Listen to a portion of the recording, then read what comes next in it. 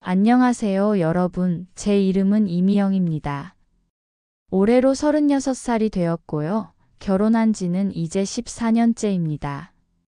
두 아이의 엄마이기도 하고요. 오늘은 제가 최근에 겪은 정말 충격적이고도 통쾌한 이야기를 들려드리려고 해요. 혹시 저와 비슷한 상황에 계신 분들이나 주변에 그런 분이 계신다면 조금이나마 도움이 되었으면 하는 마음입니다. 제 남편 박재우는 올해 41살로 서울 영등포구에서 중소제조업체를 운영하고 있어요. 티정밀이라는 회사인데 자동차 부품을 만드는 회사예요. 직원이 약 30명 정도 되는 그리 크지 않은 회사이지만 그래도 안정적으로 운영되고 있었죠. 남편과는 대학 선후배로 만났어요. 남편이 2년 선배였는데 정말 성실하고 책임감 강한 사람이었어요. 졸업 후에 아버지의 사업을 이어받아서 회사를 운영하게 되었고, 저는 결혼 전까지는 은행에서 일했었어요. 결혼 후에는 아이들 키우느라 전업주부가 되었고요. 우리 집은 강서구 아파트인데 그리 크지는 않지만 그래도 30평대 아파트예요. 회사도 어느 정도 궤도에 올라 있고 아이들도 건강하게 잘 크고 있어서 정말 행복한 가정이라고 생각했어요. 주변에서도 미영이네는 정말 화목해 보인다는 얘기를 자주 들었거든요. 남편은 항상 직원들과 회사를 위해서라며 늦게까지 일한다고 했어요. 특히 작년부터는 새로운 사업 라인을 개척한다며 더욱 바빠졌죠. 저는 그런 남편이 대견했어요. 가장으로서의 책임감이 강한 남자라고 생각했거든요. 하지만 작년 말부터 뭔가 이상한 신호들이 보이기 시작했어요. 남편의 귀가 시간이 점점 늦어지더니 주말에도 회사에 나가는 일이 잦아졌거든요. 대기업 납품 계약 때문에, 새로운 거래처 미팅 때문에라는 이유였는데 처음에는 당연히 믿었죠. 그런데 남편의 행동이 조금씩 달라지기 시작했어요. 예전에는 집에 오면 피곤해서 바로 쉬었는데 요즘은 샤워를 오래 하고 핸드폰을 항상 들고 다니더라고요. 그리고 옷차림도 예전보다 신경을 많이 쓰기 시작했어요. 여보, 요즘 새 셔츠 많이 사네? 제가 물어보니까 회사 이미지도 중요하잖아. 거래처 사람들 만날 때 단정해야지라고 하더라고요. 그때만 해도 저는 남편이 사업에 더 욕심을 내는 거라고 생각했어요. 실제로 회사 매출도 늘고 있었거든요. 남편이 올해는 작년보다 30% 이상 매출이 늘었어라고 자랑스럽게 말하기도 했고요. 하지만 결정적으로 이상하다고 생각한 건 아이들과 보내는 시간이 현저히 줄었다는 거예요. 예전에는 주말이면 아이들과 놀아주고 가족 나들이도 자주 갔는데 작년부터는 그런 시간이 거의 없어졌어요. 아빠, 언제 놀이공원 가기로 했잖아. 큰아이 지훈이가 10살 물어보면 남편은 조금만 기다려. 아빠가 지금 중요한 일이 있어서라고 대답하곤 했어요. 둘째 소희 8살도 아빠가 요즘 너무 안 놀아줘라고 투정을 부렸지만 남편은 나중에 더 좋은 곳 가자며 계속 미루기만 했어요. 그러던 어느 날 밤 남편이 샤워하러 들어간 사이에 핸드폰에서 카톡 알림이 계속 울렸어요. 평소 같으면 그냥 넘겼을 텐데 그날은 왠지 모르게 신경이 쓰이더라고요. 혹시 급한 일이 있나 싶어서 살짝 확인해 봤는데 사장님 오늘도 수고하셨어요. 내일 봬요. 윤비서라고 저장된 연락처에서 온 메시지였어요. 그 순간 심장이 쿵하고 내려앉는 느낌이었어요. 비서가 사장에게 하트를 보내는 게 정상인가요? 더 올라가서 대화 기록을 확인해 보니 정말 충격적이었어요. 사장님, 오늘 점심 맛있었어요. 다음에는 더 좋은 곳 가요. 유나야, 너 덕분에 요즘 회사 오는 게 즐겁다. 전 사장님만 보면 가슴이 두근두근해요. 이런 메시지들이 몇 달간 쌓여 있었어요.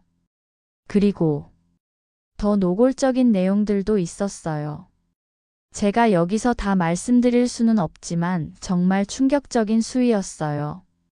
그날 밤 남편이 샤워해서 나와서는 아무렇지 않게 오늘 회식이 있어서 좀 늦었네. 피곤하다고 하더라고요. 저는 아무 말 못하고 그냥 잠든 척했어요. 마음이 너무 복잡해서 잠이 안 왔지만요. 다음 날 아침 남편은 평소보다 일찍 나가더라고요. 오늘 중요한 미팅이 있어서 일찍 가야 해. 저녁도 늦을 것 같으니까 기다리지 말라고 하면서요. 그 말을 들으니 더욱 확신이 들었죠. 이제 거의 매일 늦는 게 당연해진 거예요. 그리고 윤비서와의 시간을 위해 집을 일찍 나가는 거구나 하는 생각이 들었어요. 남편 핸드폰에서 충격적인 메시지들을 본 다음 날 저는 용기를 내어 남편 회사에 갔어요. 평소에도 가끔 점심을 가져다 주거나 했으니까 자연스럽게 들를 수 있었죠. 하지만 마음속으로는 정말 떨렸어요. 티정밀은 영등포구 공단 지역에 있는 3층 건물이에요. 1층은 공장이고 2층은 사무실, 3층은 남편 사장실과 회의실이 있어요. 그리 큰 건물은 아니지만 남편이 아버지로부터 물려받아서 열심히 키워온 소중한 공간이죠. 회사 정문으로 들어서니 1층 공장에서 기계 돌아가는 소리가 들렸어요.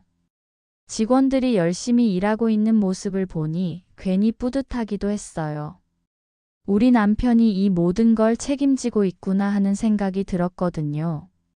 2층 사무실로 올라가니 여직원 몇 명이 컴퓨터 작업을 하고 있었어요. 그 중에서도 유독 눈에 띄는 여성이 있었어요. 긴 생머리에 하얀 피부, 날씬한 몸매에 정말 예뻤어요. 나이는 26 정도로 보였고요. 사모님. 한 직원이 저를 알아보고 인사했어요. 오늘도 사장님 점심 가져오셨어요? 네, 그런데 새로 오신 분이 계시네요. 제가 그 예쁜 여성을 보며 물어봤어요. 아, 윤수아 씨요. 작년 말에 비서로 들어오셨어요. 정말 일 잘하시고 예쁘시죠? 윤수아. 핸드폰에서 봤던 그 윤비서였어요. 실제로 보니 정말 아름다웠어요.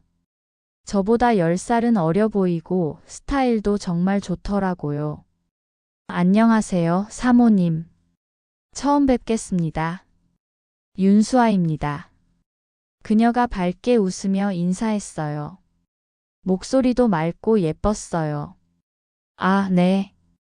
반가워요. 남편이 새 비서님 얘기 많이 했어요. 저는 최대한 자연스럽게 대답했어요. 사장님께서 사모님 자랑을 정말 많이 하세요. 우리 와이프는 정말 현명하다. 아이들도 잘 키우고 이런 얘기 맘날 들어요. 윤수아의 말은 정중했지만 왠지 어색한 느낌이 들었어요. 그녀와 대화하면서 저는 은밀히 관찰했어요. 다른 직원들과 대화하는 모습, 전화를 받는 태도. 정말 능숙하고 프로페셔널해 보였어요. 하지만 남편 얘기만 나오면 표정이 미묘하게 달라지더라고요. 사장님 지금 계세요? 제가 물어봤어요. 네, 3층 사장실에 계세요.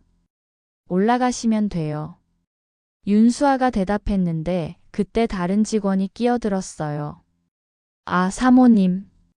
그런데 지금 거래처 사장님과 중요한 미팅 중이에요.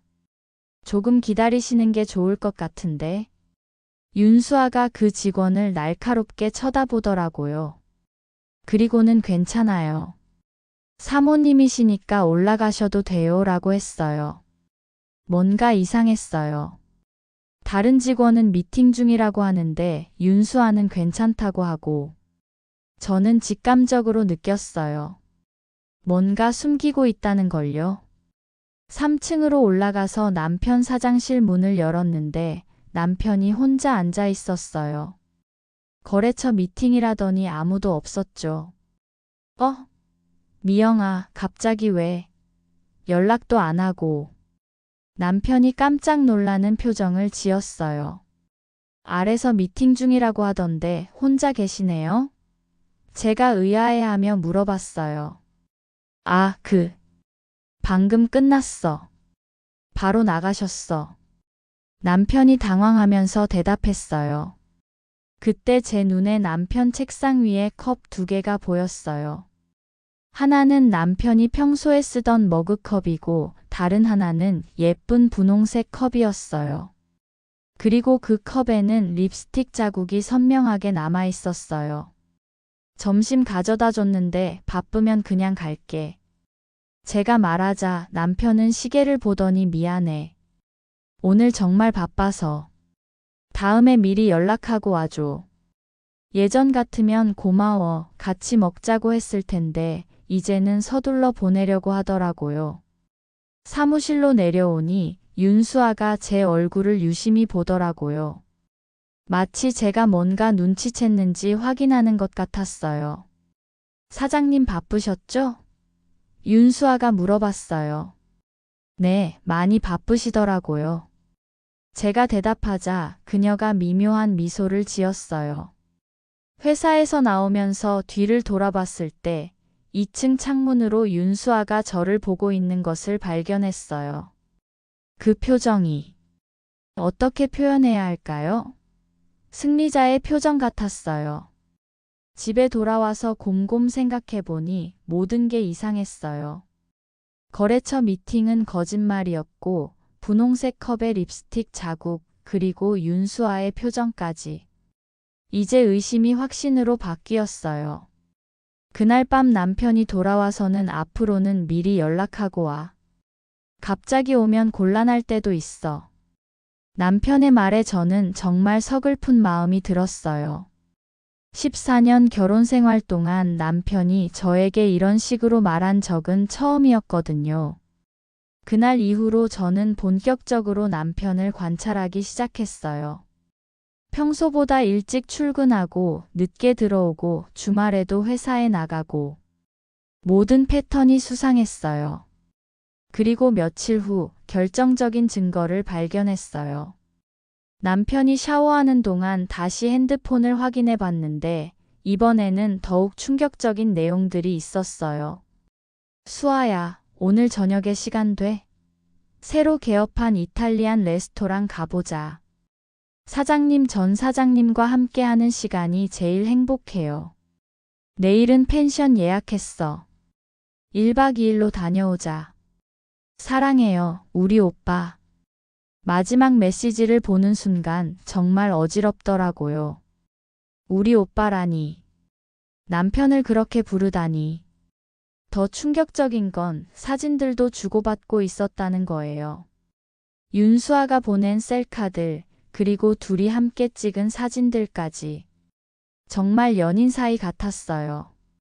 그 중에서도 가장 충격적이었던 건 제가 모르는 곳에서 찍은 사진들이었어요. 고급 레스토랑, 호텔, 라운지, 펜션. 언제 이런 곳들을 다녔는지 전혀 몰랐어요. 통화 기록도 확인해 봤어요. 하루에 몇 번씩 통화하고 통화 시간도 길게는 1시간씩이나 되더라고요. 집에 있을 때는 회사 일 때문에 통화한다고 했었는데 사실은 윤수아와 사적인 대화를 나누고 있었던 거예요. 그리고 가장 충격적이었던 건 금전 거래 내역이었어요. 온라인 뱅킹으로 확인해 보니 정말 어이가 없더라고요. 명품 가방, 비싼 액세서리, 고급 레스토랑, 펜션 예약비. 한 달에 3-400만 원씩 쓰고 있었어요. 그것도 모두 윤수아를 위해서요. 특히 충격적이었던 건 윤수아 명의로 된 적금 계좌에 매달 150만 원씩 입금하고 있었다는 거예요. 통장 메모에는 수아 미래준비금이라고 써 있었어요. 저는 아이들 학원비 때문에 고민하고 생활비 아껴 쓰고 있는데 남편은 다른 여자를 위해 이런 거액을 쓰고 있었던 거죠. 더 자세히 살펴보니 회사 경비로 처리된 항목들도 많았어요. 접대비라는 명목으로 고급 호텔 식당, 와인바, 심지어 백화점 상품권까지. 모두 윤수아와의 데이트 비용이었을 거예요. 그날 밤 남편이 늦게 들어왔어요. 오늘 거래처 접대가 있어서 늦었어. 정말 피곤하다고 하더라고요. 하지만 저는 이미 알고 있었어요. 오늘 저녁 7시에 윤수아와 강남의 한 호텔 레스토랑에서 만났다는 걸요. 신용카드 사용 내역에 다 나와 있었거든요. 수고했어요. 샤워하고 쉬세요. 제가 태연하게 말했지만 마음속으로는 정말 분노가 치밀어 올랐어요. 다음 날 남편이 출근한 후에 저는 집안을 좀 더 자세히 살펴봤어요. 혹시 다른 증거가 있나 해서요. 남편 옷장을 정리하다가 새로 산 셔츠들을 발견했어요. 가격표를 보니 한 벌에 20만 원이 넘는 비싼 브랜드였어요. 그리고 향수도 새로 샀더라고요. 예전에 쓰던 향수와는 완전히 다른 향이었어요. 서랍을 정리하다가는 더욱 충격적인 걸 발견했어요. 호텔 영수증이었어요. 그것도 여러 장이나. 모두 윤수아와 함께 간 흔적들이었어요. 그중 한 장을 자세히 보니 제가 친정에 다녀온다고 했던 날짜였어요. 그날 남편은 회사 일이 많아서 못 가겠다고 했었는데 사실은 윤수아와 호텔에서 시간을 보내고 있었던 거예요. 정말 배신감이 컸어요. 저는 아이들 데리고 친정 가면서도 남편 걱정을 했었는데 남편은 그 시간을 이용해서 다른 여자와. 그때 제 머릿속에 한 가지 계획이 떠올랐어요. 더 이상 당하고만 있을 수는 없다는 생각이 들었거든요. 충격적인 사실들을 알게 된 후, 저는 대학 동창이자 로펌에서 일하는 친구 선영이에게 조심스럽게 상담을 받았어요. 미영아, 이건 정말 심각한 상황이야. 하지만 감정적으로 대응하면 안 돼. 법적으로 유리한 위치에 서려면 확실한 증거들이 필요해. 선영이가 진지하게 조언해줬어요. 요즘은 디지털 증거가 가장 중요해. 메시지, 통화 기록, 사진, 그리고 금전 거래 내역까지. 모든 걸 체계적으로 정리해봐. 선영이의 조언에 따라 저는 본격적인 증거 수집에 나섰어요. 남편이 샤워할 때마다 핸드폰을 확인해서 중요한 메시지들을 제 핸드폰으로 사진 찍어서 저장했어요. 그리고 며칠 후에는 남편을 직접 미행도 해봤어요. 남편이 오늘 거래처 미팅으로 늦을 거야 라고 연락한 날, 저는 아이들을 잠깐 이웃집에 맡기고 몰래 회사 근처로 갔어요. 오후 6시쯤 남편과 윤수아가 함께 회사에서 나오는 모습을 목격했어요.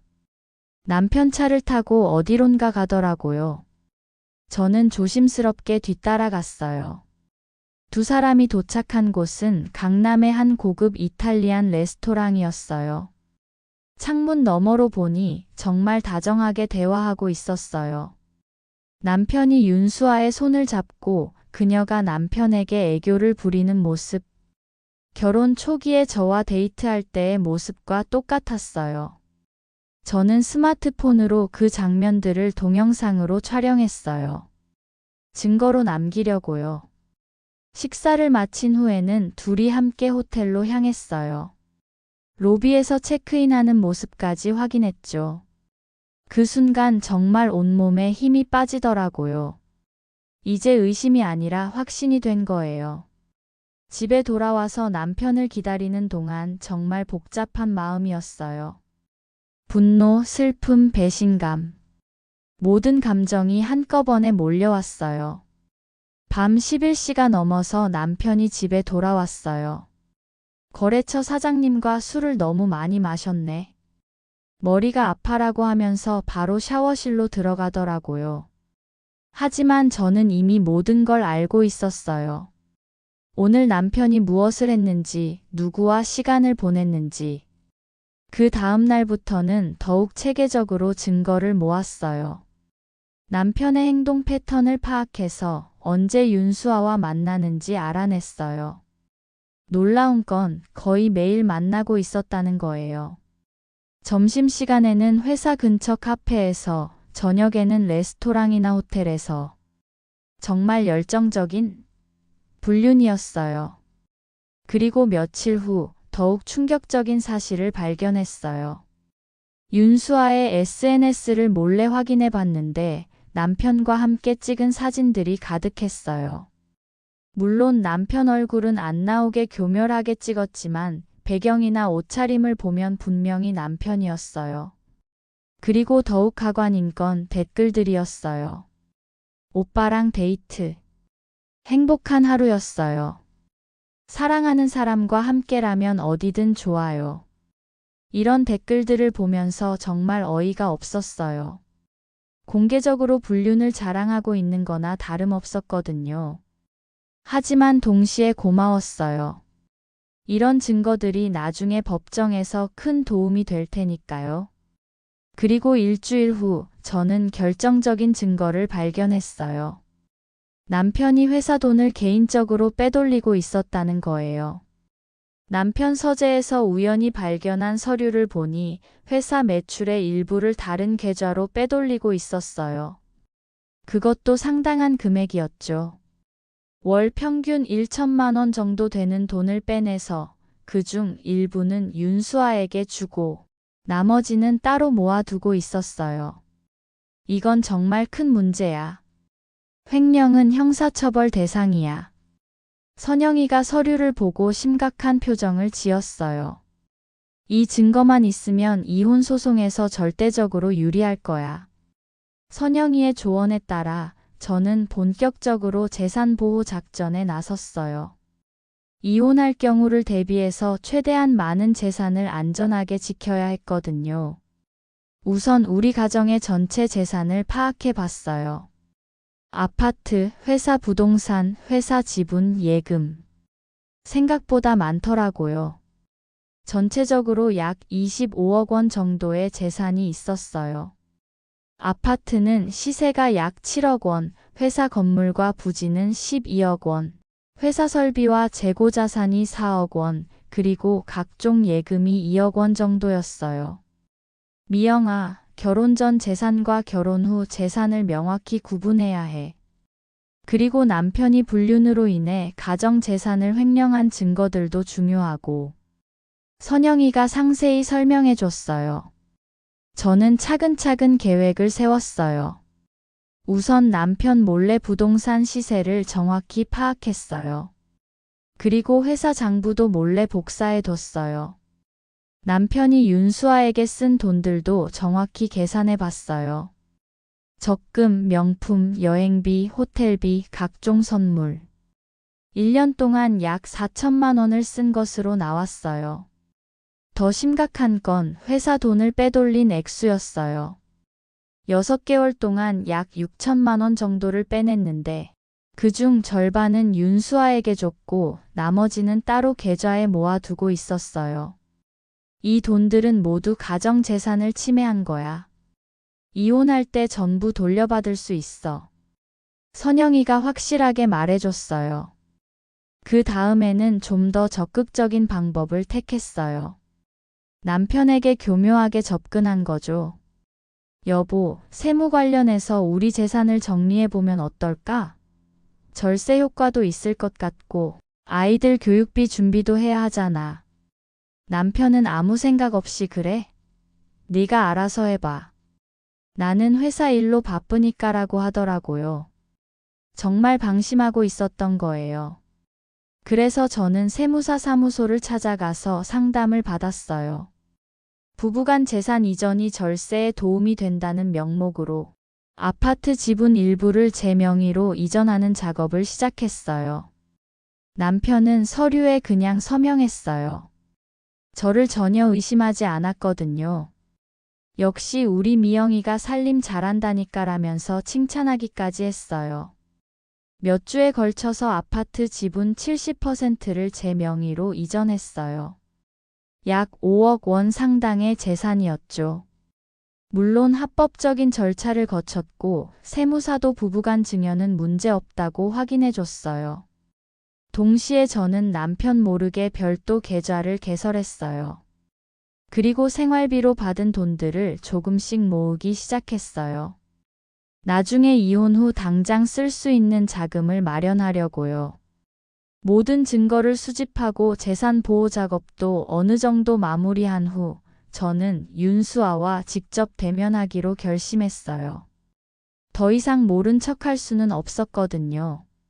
어느 금요일 오후 남편이 회의로 자리를 비운 사이에 저는 회사로 갔어요.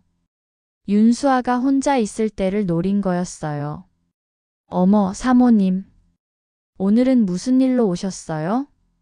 윤수아가 약간 당황하는 표정을 지었어요. 수아 씨와 개인적으로 할 얘기가 있어서요. 잠깐 시간 될까요? 제가 차분하게 말했어요. 윤수아는 다른 직원들이 있어서 거절하기 어려웠나 봐요. 네. 그럼 옥상에서 얘기할까요? 회사 옥상은 조용하고 사람이 없어서 대화하기에 적당했어요. 두 사람만 있으니 윤수아의 표정이 확연히 달라지더라고요. 무슨 얘기인지 알 것 같은데요. 윤수아가 먼저 말을 꺼냈어요. 생각보다 당당하더라고요. 그럼 설명할 필요는 없겠네요. 제가 핸드폰을 꺼내서 캡처해둔 메시지들을 보여줬어요. 윤수아가 메시지들을 보더니 한숨을 쉬었어요. 언제부터 알고 계셨어요? 몇 달 전부터요. 그런데 수아 씨, 이게 끝이 아니더라고요. 제가 추가로 준비한 자료들을 보여줬어요. 호텔 영수증, 신용카드 사용 내역, SNS 캡처까지. 이건 어떻게? 윤수아가 당황해했어요. 제 남편이 회사 돈까지 빼돌리고 있다는 것도 알고 있어요. 제가 결정적인 카드를 꺼냈어요. 그 순간 윤수아의 얼굴이 하얗게 변했어요. 그건 제가 시킨 게 아니에요. 사장님이 알아서. 누가 시켰든 상관없어요. 중요한 건 사실이라는 거죠. 제가 냉정하게 말했어요. 사모님, 저는 정말 사장님을 사랑해요. 윤수아가 갑자기 감정적으로 변했어요. 사랑이요? 그럼 왜 계속 거짓말을 했어요? 저한테는 물론이고 제 남편한테도. 제가 반박했어요. 무슨 말씀이세요? 수아 씨에게 남자친구 있는 거 알고 있어요. 대학원생이죠? 제가 미리 조사해둔 내용을 말했어요. 윤수아가 깜짝 놀라면서 그걸 어떻게? SNS는 정말 무서운 거예요. 아무리 조심해도 흔적은 남더라고요. 저는 윤수아가 남자친구와 찍은 사진들을 보여줬어요. 제 남편은 수아 씨가 자신만 사랑한다고 생각하고 있어요. 그런데 사실은 다른 남자도 있다니. 정말 배신감을 느끼겠네요. 윤수아가 완전히 패닉 상태가 됐어요. 사모님, 제발. 사장님한테는 말하지 마세요. 왜요? 진실을 알 권리가 있지 않나요? 제발요. 저한테는 그 사람이 필요해요. 결혼도 해야 하고. 그 말을 듣고 저는 윤수아의 진짜 의도를 알 수 있었어요. 남편에게서는 돈을 받고 다른 남자와는 결혼을 준비하고 있었던 거예요. 정말 계산적인 여자였어요. 수아 씨, 조건을 제시할게요. 제가 본격적인 협상에 들어갔어요. 조건이요? 첫 번째, 지금까지 제 남편에게 받은 돈을 모두 돌려주세요. 두 번째, 내일 당장 사표를 내고 그만두세요. 세 번째, 다시는 제 남편에게 연락하지 마세요. 그건 너무 무리예요. 돈은 이미 다 썼고. 다 썼다고요? 적금도 명품들도 다요? 제가 목록을 하나씩 읊어줬어요. 윤수아가 말문이 막혔어요. 만약 제 조건을 받아들이지 않으면 모든 증거를 가지고 경찰서에 갈 거예요. 횡령 혐의로요. 그리고 수아 씨 남자친구에게도 모든 사실을 알려줄 거고요. 사모님, 제발 3일 드릴게요. 3일 안에 결정해서 연락 주세요. 제가 명함을 건네주고 자리를 떴어요. 윤수아와의 대화 후 이틀이 지났을 때 남편에게 이상한 변화가 생겼어요. 평소보다 초조해하고 핸드폰을 더 자주 확인하더라고요. 아마 윤수아가 무언가 얘기했나 봐요. 하지만 전부 말하지는 못했을 것 같았어요. 자신의 이중생활까지 들킬 수 있으니까요. 그 다음날 윤수아에게서 연락이 왔어요. 사모님, 조건을 받아들이겠어요. 하지만 돈을 모두 돌려드리는 건 시간이 좀 걸려요. 얼마나 걸릴까요? 한 달 정도는 필요해요. 적금을 해지하고 명품들을 처분해야 하니까. 알겠어요. 그럼 일단 사표부터 내고 연락도 끊으세요. 돈은 한 달 안에 받겠어요. 네. 알겠어요. 다음 날 남편이 집에 와서는 완전히 다른 사람이 된 것 같았어요. 멍한 표정으로 소파에 앉아 있더라고요. 여보, 무슨 일 있어? 제가 모른 척 물어봤어요. 수아가 갑자기 그만둔다고 하네. 다른 회사에서 좋은 조건으로 스카우트 제의가 왔다나? 그래요? 그럼 아쉽겠네요. 일 잘한다고 하셨잖아요. 남편은 아무 대답도 못했어요. 아마 정말 충격이었을 거예요. 갑작스러운 이별이니까요. 며칠 후 남편의 행동이 더욱 이상해졌어요. 윤수아와 연락이 안 된다며 계속 핸드폰만 보고 있더라고요. 수아한테 연락이 안 돼. 이상하네. 남편이 혼잣말을 했어요. 그때 저는 결심했어요. 이제 모든 걸 끝낼 때가 왔다고. 여보, 우리 잠깐 대화 좀 하자. 남편이 저녁을 먹고 있을 때 제가 말했어요. 무슨 얘기? 요즘 너무 피곤해서. 아니야, 지금 당장 해야 할 얘기야. 제가 단호하게 말하자 남편이 뭔가 이상하다는 표정을 지었어요. 거실 소파에 앉은 남편 앞에 저는 준비해둔 파일들을 쭉 펼쳐놓았어요. 핸드폰 메시지 사진들, 신용카드 사용 내역, 호텔 영수증들, 그리고 회사 횡령 관련 서류까지. 이게 뭐야? 남편이 당황하면서 물어봤어요. 당신이 지난 1년간 해온 일들이야. 윤수아와의 불륜, 그리고 회사 돈 횡령까지. 제가 차분하게 말했어요. 남편의 얼굴이 하얗게 변했어요. 미영아, 이건 오해야. 설명할게. 오해라고? 이 모든 증거가 오해라는 거야? 제가 목소리를 높였어요. 호텔 영수증, 메시지 내용, 심지어 회사 장부까지 다 여기 있는데 남편은 한동안 아무 말도 못했어요. 그러다가 갑자기 무릎을 꿇더라고요. 미안해, 정말 미안해. 나도 모르게 잘못했어. 다시는 안 그럴게. 제발 용서해줘. 하지만 저는 이미 마음을 정했어요. 당신이 진짜로 미안하다면 이혼해줘. 뭐라고? 이혼? 남편이 깜짝 놀라면서 일어났어요. 그래, 이혼. 나는 더 이상 당신과 함께 살 수 없어. 아이들을 위해서도 좋지 않아. 미영아, 제발. 아이들 생각해서라도. 아이들 생각은 당신이 했어야죠. 다른 여자와 놀아날 때 말이야. 제가 냉정하게 말했어요. 그때 큰아이 지훈이가 방에서 나왔어요. 엄마, 아빠, 왜 싸워? 저는 지훈이를 다시 방으로 보낸 후 남편과 계속 대화를 나눴어요. 재훈아, 이제 끝났어. 우리는 더 이상 부부가 아니야. 그럼 재산은 어떻게 할 거야? 남편이 현실적인 얘기를 꺼냈어요. 그것도 이미 정리했어. 제가 또 다른 서류를 꺼냈어요. 집 지분 70%는 이미 내 명이야. 그리고 당신이 횡령한 돈들도 모두 돌려받을 거야. 남편이 서류를 보고는 완전히 멘붕 상태가 됐어요. 언제 이런 걸 다. 당신이 바람필 동안 나도 가만히 있지만은 않았어. 그 다음 날 남편은 집을 나갔어요. 당분간 회사 근처 원룸에서 지내겠다고 하더라고요. 아마 상황을 정리할 시간이 필요했을 거예요. 일주일 후 남편에게서 연락이 왔어요.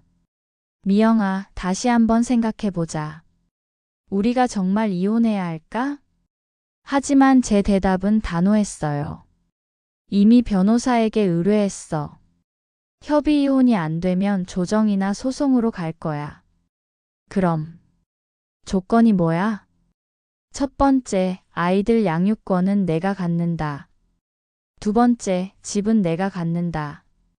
세 번째, 회사 지분의 30%를 내게 넘긴다. 네 번째, 당신이 횡령한 돈과 윤수아에게 쓴 돈을 모두 위자료로 지불한다. 그게 말이 돼?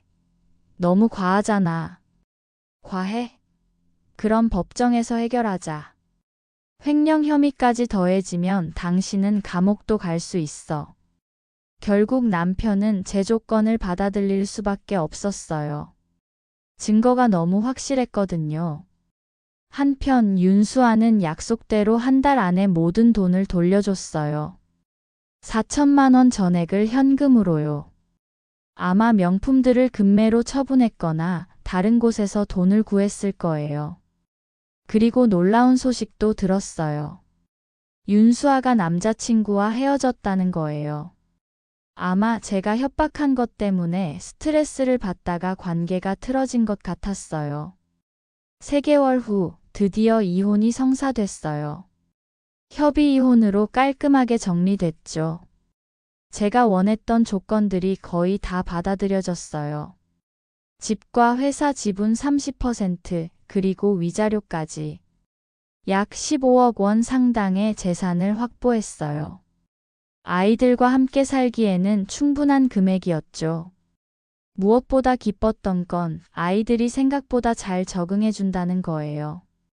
처음에는 혼란스러워했지만 시간이 지나면서 오히려 집안 분위기가 편해졌다고 하더라고요. 엄마, 요즘 웃는 일이 많아진 것 같아. 지훈이가 말했어요. 그래? 엄마가 행복해서 그런가 봐. 제가 대답했어요. 정말 그랬어요. 14년 만에 찾은 자유와 평화였죠. 6개월 후 저는 새로운 도전을 시작했어요. 예전에 다니던 은행에서 연락이 와서 다시 일해보지 않겠냐고 제안을 받은 거예요. 아이들도 컸으니까 이제 엄마도 일할 때가 된 것 같아. 제가 아이들에게 말했어요. 좋아. 엄마가 일하는 모습 보고 싶어. 소희가 박수를 치며 좋아했어요. 남편은 회사를 정리하고 고향으로 내려갔어요. 서울에서는 더 이상 사업하기 힘들어졌거든요. 횡령 사건이 알려지면서 거래처들과의 관계도 틀어졌고요. 그리고 1년 후 정말 놀라운 소식을 들었어요. 남편이 고향에서 재혼했다는 거예요. 상대는 동갑내기 이혼녀라고 하더라고요. 처음에는 좀 서운한 마음도 들었지만 곧 안도감이 들었어요. 이제 정말 깔끔하게 정리된 거니까요. 오늘 아침 거울을 보니 예전과는 확연히 다른 제 모습이 보였어요. 훨씬 당당하고 자신감 넘치는 모습이었어요. 이미영, 이제 진짜 내 인생이 시작이야. 거울 속 저에게 말했어요. 아이들은 건강하게 잘 크고 있고 저는 일도 하면서 나름 충실한 하루하루를 보내고 있어요. 가끔은 혼자 키우기 힘들 때도 있지만 그래도 거짓말과 배신이 없는 삶이 훨씬 낫더라고요. 며칠 전에는 지훈이가 이런 말을 했어요. 엄마, 우리 가족이 이제 더 행복한 것 같아. 아빠 있을 때보다. 그 말을 듣고 정말 기뻤어요. 제 선택이 틀리지 않았다는 확신이 들었거든요. 여러분, 만약 저와 비슷한 상황에 계신다면 절대 혼자 끙끙 앓지 마세요. 모든 건 다 알려지게 되어 있어요. 그리고 배신한 사람들에게는 반드시 그에 상응하는 대가를 치르게 해야 해요. 증거를 철저히 모으고 법적 조치를 취하고 당당하게 맞서세요. 그래야 진정한 새 시작이 가능하니까요. 참고 견디는 것만이 미덕은 아니에요. 때로는 과감한 결단이 자신과 가족을 구원하는 길일 수 있거든요. 제 이야기가 누군가에게는 용기가 되었기를 바라면서 오늘 영상을 마무리할게요. 당당하게 살아가는 이미영이었습니다. 감사합니다.